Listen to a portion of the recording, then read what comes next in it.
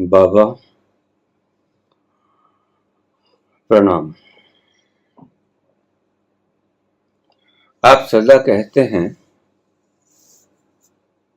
जप करने से आनंद नहीं मिलता, शांति नहीं मिलती। तप, पाठ, पूजा, कीर्तन, सत्संग, अरदास, किसी भी तरह का जप तप करने से परमात्मा की प्राप्ति नहीं होती। क्यों नहीं होती परमात्मा की प्राप्ति? इसके पीछे का रहस्य उजागर करने की चेष्टा करेंगे।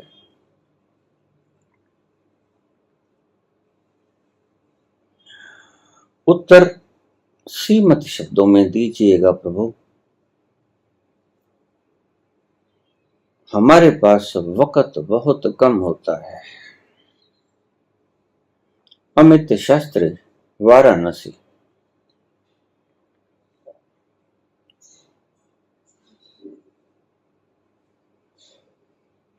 जैसे रात्रि को सोचने से, सोचते रहने से नींद नहीं आती, वैसे ही जप करने से, तप करने से, पाठ पूजा करने से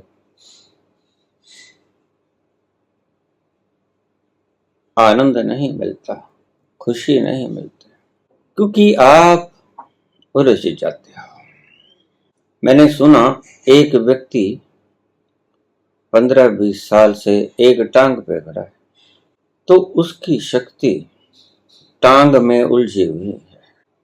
जब कोई स्त्री पनघट से पानी भर के सिर पर रख के घड़ा पात्र चलती है, तो चाहे बातें करती है, लेकिन उसका ध्यान रहता है उस पानी के पात्र में। वो ध्यान, तुम्हारा कंसंट्रेशन, तुम्हारा ध्यान परमात्मा में नहीं डूब सकता। एक तरफ ही लगेगा ध्यान, दो तरफ नहीं लगेगा। अगर सारी रात तुम कहो कि बाबा मैं सारी रात सोचता रहा, फिर भी इतना प्रयास करने के बावजूद भी नींद आई नहीं, सारी रात सोचता रहा, नींद ना आई, जगना पड़ा। सुबह जैसे सोए थे वैसे ही उठ गए। बाबा ये नींद क्यों नहीं? ये तुम सारी रात सोचते रहे, इसीलिए नहीं आई। बाबा जप 20 साल से कर रहा, 40 साल से कर रहा, ये आनंद क्यों नहीं? ये परमात्मा क्यों नहीं आया? सत्य का दर्शन क्यों नहीं हुआ? क्योंकि तुम जप करते रहे। जिसको तुम मार्ग समझ रहे थे वो ही बाधा बन गया। सोचने से हल निकल आएगा, सोचने से निद्रा आ जाएगी। ये तुम्हारा रास्ता, फार्मूला ही गलत किसी ने तुम्हें बता दिया। कोई बाबा तुलसीदास जैसा होगा,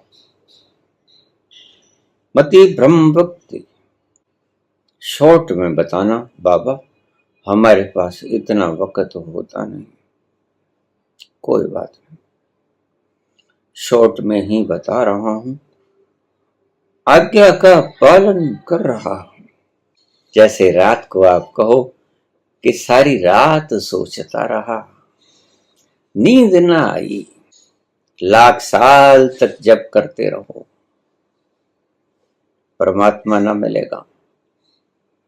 मुझसे लिखवा लो, मैं लिख देता हूं, मैं चला जाऊंगा। जप करने वाले लोग इसी संसार में रहेंगे और चलते जाते रहेंगे, आते रहेंगे, लेकिन जप करने से कभी किसी को परमात्मा नहीं मिलेगा। ये मैं लिख के दे जाता, बिल्कुल कन्फर्म। शॉर्ट में समझा दिया। जैसे रात को सोचते सोचते रहने से निद्रा नहीं आती और सुबह उठ के पूछते हो कि बाबा मैं तो सोचने से निद्रा नहीं आ रही थी, तो और सोचना शुरू कर दिया, और सोचना शुरू कर दिया, निद्रा फिर भी नहीं आई, आएगी भी नहीं। अगर चिंता इतनी भारी है क्योंकि तुम्हारी सोच एक कोलाहल है, ध्यान के मार्ग में बाधा है, तुम्हारी सोच खलल डालती है।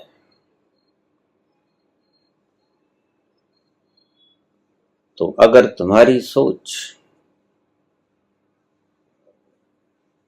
नींद में खलल डालती है तो तुम्हारा जप खलल ना डालेगा, ये भी एक शोर है। कितना भी मधुर संगीत क्यों ना सुनते रहो, ध्यान में ना जा सकोगे, इस बात का ध्यान रखना, क्योंकि वो भी खलल है। सीधा सा फार्मूला, क्योंकि तुम्हारे पास वक्त बहुत कम है, प्रयास छोड़ना पड़ेगा, अब प्रयास में जाना होगा। यही नींद आएगी, मेरी बात को समझो, मानो, परिश्रम रहित हो जाओ, कुछ न सोचो, छोड़ दो उस ईश्वर पर, उस प्रकृति पर, उस अज्ञात पर, कुछ न करो, आराम से लेट जाओ, नींद आए ये भी ना सोचो, ये भी खलल पड़ते, सोचो ही मत। और देखिए आपको तब पता चलेगा जब सुबह आंख खुलेगी तरोताजा, नहाए हुए, ताजा ताजा, स्नान करके अभी उठे हो, ऐसा महसूस करोगे। और अगर आप सोचते रहे तो सुबह आंखें सूज जाएंगी, लाल हो जाएंगी, चेहरा विकृत हो जाएगा, परेशानी में लगोगे, सारा सारा दिन काम न कर पाओगे। और अगर रोज ही ऐसा करते रहे तो शीघ्र ही पागल खाना तैयार। जितना जाप करोगे, जितना तप करोगे, तो तुमने जप में अपनी सारी शक्ति लगा दी। तुमने एक पांव पे खड़ा होने के लिए पांव की तरफ ध्यान लगा दिया, शक्ति लगा दी। लेकिन यहां ईश्वर का मतलब है, अपने आप तक पहुंचने का मतलब ईश्वर तक पहुंचना। ईश्वर को पाना है तो स्वयं तक पहुंचना पड़ेगा, स्वयं को पा लेना ईश्वर को पा लेना है। ईश्वर की खोज अप्रत्यक्ष रूप में स्वयं की खोज है, और स्वयं की खोज आनंद की खोज है, और स्वयं की खोज शांति की खोज है। शांति के लिए कुछ फार्मूलाज मत अपनाना, स्वयं में डूबने का डेयर करना,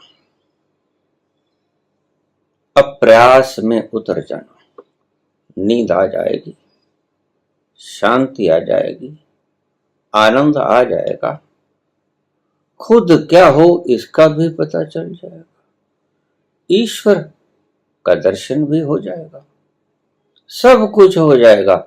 लेकिन तुम्हारे करने से कुछ ना होगा। करने से कुछ ना होगा का सही अर्थ ये था कि तुमने करना छोड़ना होगा।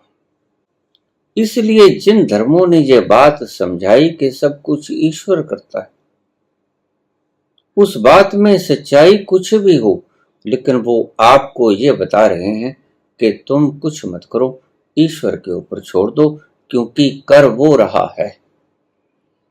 आप कुछ मत करो, आप आराम से बैठ जाओ। तुम करना छोड़ोगे तो ईश्वर करना शुरू कर देगा। तुमने सोचना छोड़ा तो ईश्वर ने तुम्हारे भीतर निद्रा पैदा जरूर करनी, वह निद्रा पैदा कर देगा। वैसे भी तुम्हारे हाथ में कुछ नहीं, तुम सोच कर सिर्फ निद्रा को दूर भगा रहे हो, जप करके ईश्वर को दूर भगा रहे हो। ईश्वर आना चाहता है, अपने बच्चे से गले मिलना चाहता है, लेकिन तुम हो कि बीच में दीवार खड़ी करते हो। वो जप की हो, चाहे त्याग की हो, चाहे दान की हो, ये सब मैं में तब्दील हो जाने वाले कांटे हैं। ये मैं दीवार खड़ी करता है, भेद खड़ी करती हैं दीवारें, और भेद से बुद्धि अभेद में प्रविष्ट करनी है तो ईश्वर मिलेगा। बाबा जप ना करो, इसके पीछे कारण क्या है? कृपया शॉर्ट में समझाने की कृपा करें। समझा दिया। जप एक खलल है, तुम्हारा करना मात्र खलल है। ये शब्दों को बांध लीजिए, तुम्हारा करना मात्र खलल है। सब करना छोड़ दो, वो चाहे जप हो चाहे पुण्य हो, अगर ईश्वर तक पहुंचना है तो। बोलना है चांदी, खामोशी है सोना, चुप हो जा अगर ईश्वर है होना। तन से चुप हो जा, जीवा को मत बोलने दे, ना टें बोलने दे, ना राम राम बोलने दे, ना 5 नाम बोलने दे, ना 1000 नाम बोलने दे। बोलना है चांदी, खामोशी है सोना, चुप हो जा अगर ईश्वर है होना। धन्यवाद।